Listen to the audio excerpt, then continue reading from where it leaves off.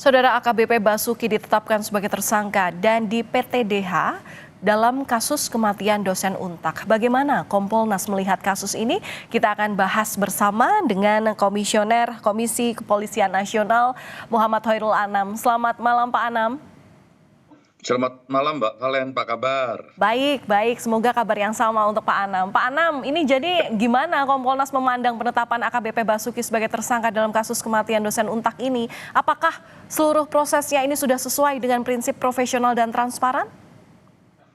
Yang pertama-tama memang kita memberikan dukungan ya terhadap dua mekanisme yang bekerja dan berjalan secara simultan. Yang pertama memang etik yang ujungnya adalah pemecatan dengan tidak hormat atau PTDH.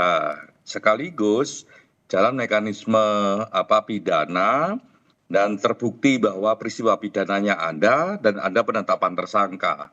Nah itu menurut saya penting dalam konteks bagaimana memastikan polisi kerja profesional.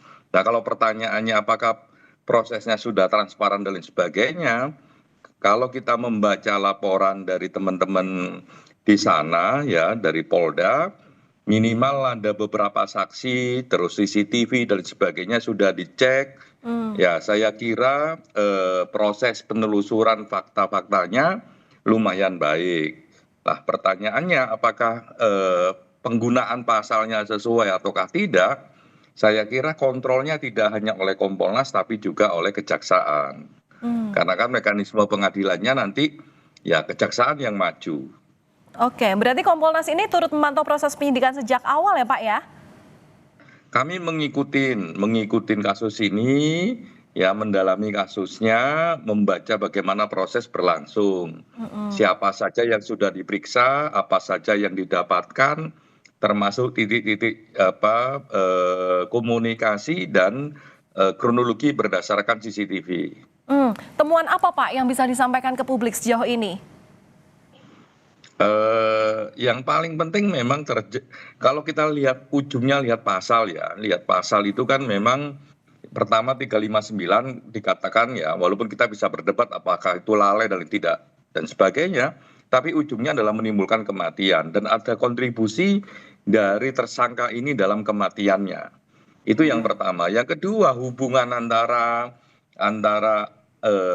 almarhum dan tersangka ini ya hubungan yang oleh kepolisian dinyatakan hubungan yang melanggar etik kepolisian, makanya dia dipecat dan itu penting gitu. Jadi tidak boleh tanpa status yang jelas.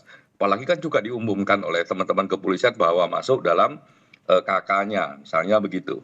Menurut saya Oke. sebagai satu proses cukup untuk memenuhi standar transparansinya.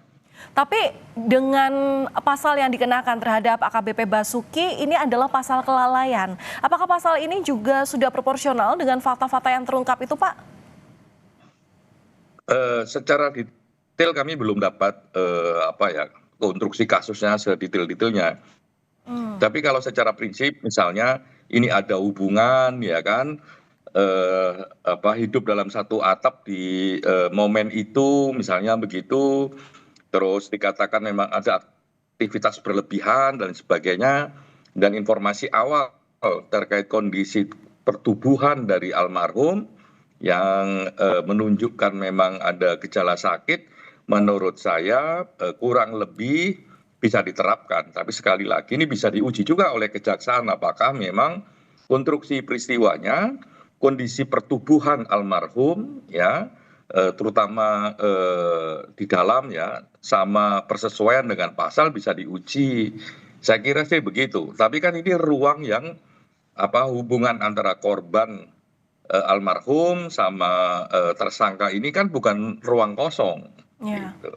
Oke, perlu ada pembuktian, terutama untuk memastikan bahwa ini tidak ada konflik kepentingan atau intervensi internal Polri dalam penanganan kasus ini.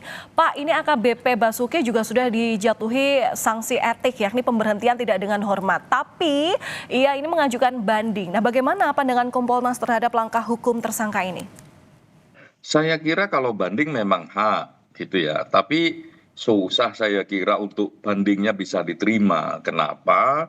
Yang pasti secara faktual ya nggak bisa dijelaskan. Kalau tidur sama istri ya dalam satu rumah ya wajar, tapi kalau statusnya bukan, kan itu melanggar etik.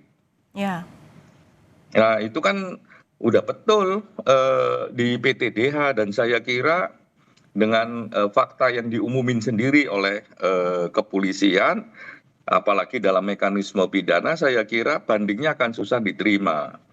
Nah, oleh karenanya, tapi tetap harus kita awasi, harus kita kontrol, itu satu. Yang kedua, ini kan saling berkait ini antara mekanisme pidana dan mekanisme etik. Lah di pidana lebih terbuka. Nanti pasti di sidang pidana akan diurai sedemikian rupa penyebab kematiannya apa, kontribusi tersangka ini apa, terus bukti yang ada di CCTV, terutama constraint waktunya akan jelas. Kan itu kapan masuk, kapan pindah kamar, bagaimana CCTV di beberapa titik dan sudut, dan bagaimana komunikasi yang ada dalam handset atau handphone masing-masing orang itu. Dan baik. termasuk juga kesaksian di tempat tersebut. Ya, tentu pendalaman-pendalaman ini nanti baru akan terungkap ketika sudah sidang pidana yang memang nanti akan Ya. terbuka untuk umum. Terima kasih sebelumnya sudah berbagi informasi bersama kami di Kompas Malam, Kompas TV, Muhammad Hoirul Anam selaku Komisioner Komisi Kepolisian Nasional sudah berbagi informasi bersama kami. Terima kasih, salam sehat selalu untuk Bapak. Terima kasih, salam sehat selalu.